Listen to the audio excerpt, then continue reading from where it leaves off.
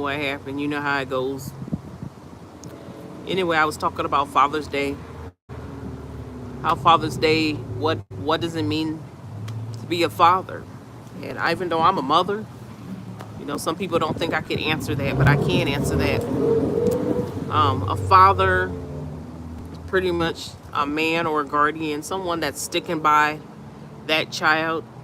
If the mother happens to remarry, or even a grandfather, somebody is guiding that child in a right way to grow up and leading that child so they can be responsible, so they can be wise and take care of themselves. That is the father to me. They're around the child, because some people think just because I gave birth to a child, some men think this, that I'm a dad.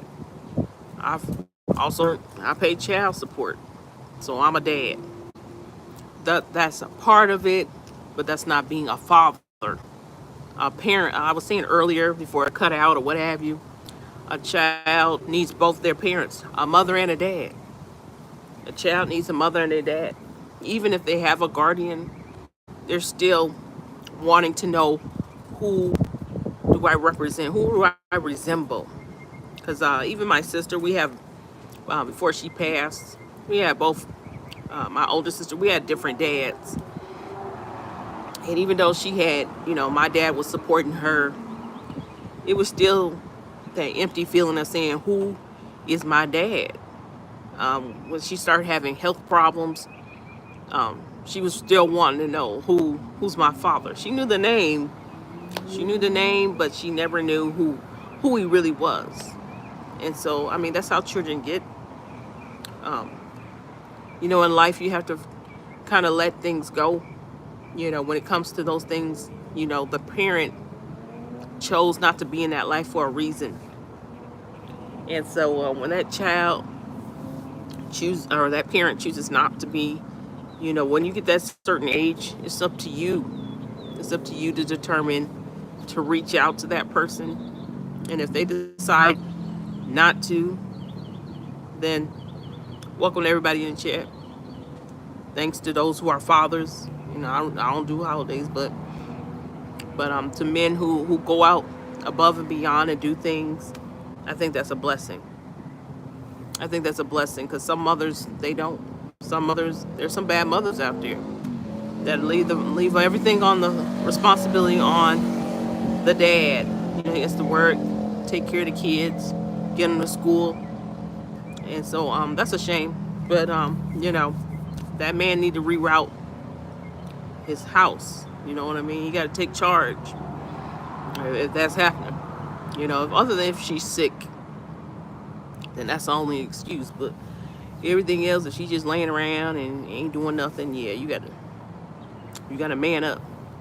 You know what I mean? So like I said, everybody gotta understand that the father does have a important place in a child's life. You know, it does, whether they know it or not. And I was lucky to have my dad when I was younger, and so I mean, my dad was hard on us. He was like, "Oh, my baby, my baby." But then when it was trying to learn something, he made sure we gonna learn this. You're not going to bed until you learn this. And so that was a good part of that. That I like, oh my God, and he was seemed like he was harder on me, like just doing chores, or well, not chores. I say like I remember I failed at counting money. This is when I was like in kindergarten. He's like, "You failed? Get over here. We're gonna learn this." But I said, I want a snack. He said, well, "Until you learn this thing, you ain't getting no snack." So so here I am. My dad's about to hit my hand if I put it wrong. He's like, pull out pull out 74 cents. And I've been so scared to put my little finger up there. But that's how I was kind of raised, that you gonna learn how to do this. We not letting you go till you learn how to do it. And so you do have to have discipline with children. And I'm just thankful for that part of my life. To those who don't know, I don't talk to my dad anymore. Through the targeting and the narc abuse, I can't talk to him. And it's a shame, especially with my son. He was trying to connect with him, and my son is autistic, and he don't like a lot of people. So, to each his own. I move on in life. And for those who have good fellowship relationships with their dad, embrace that. Embrace it. If you don't have that, then you make sure that you don't be a hindrance as your mother. Don't be a hindrance to your children. Let their dad raise them if there's no abuse or anything like that. So let that man see his kids. Because I'm telling you, it's tough. A woman cannot really raise a man. K. Michelle had that right. Can't really raise a man. You can only teach him so many things. And then when they get a certain age, they just start being distant. You know what I mean? They're like, who are you to who are you to tell me? They still love their mama and stuff, but I'm just saying at a certain age they want something else. And my son been around, it took me to see that when he was around people from our old church that we had visited, and he was around boys and he was listening to them, and I said, yep, that's right. You know what I mean? So to each his own. I'm just enjoying the sunshine. I got my what's this called, umbrella. I'm just hanging out, staying under the sun. It's really hot here in Atlanta. I really don't want to be here in Atlanta. I mean, I have things I have to do, places. So, there's things that I'm trying to be responsible, and I'm trying to see what's going on with these what they call these ICE things, these immigrant deporting things. Where I need to go, I don't know. So I'm just praying everything well here. I love my children and everything, but life is about bettering things up. Since people just keep trying to make it so hard for me here, I think, I can't let people back down on certain things in life, and don't you do that, because that's supposed to be my next thing I'm gonna talk about tonight. Because it's so many people that's just leaving here and don't have to be. I've been through a lot of stuff, so I'm all about trying to promote life, no matter how hard it get. Stay in the will of the Lord. You know what I mean?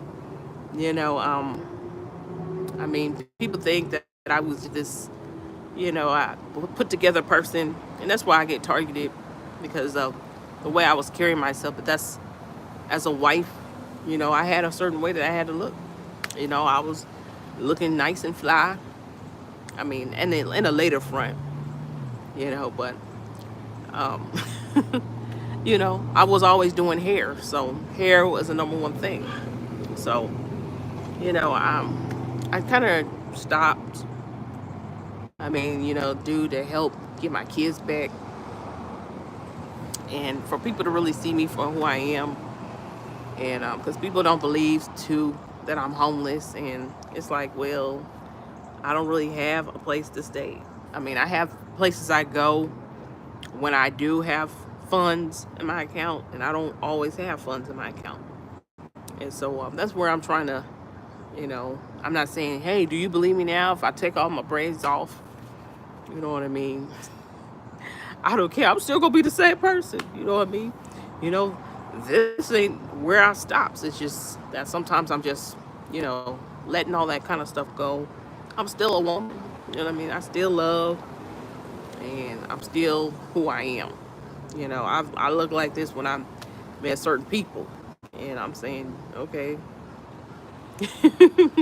So, you just got to be yourself.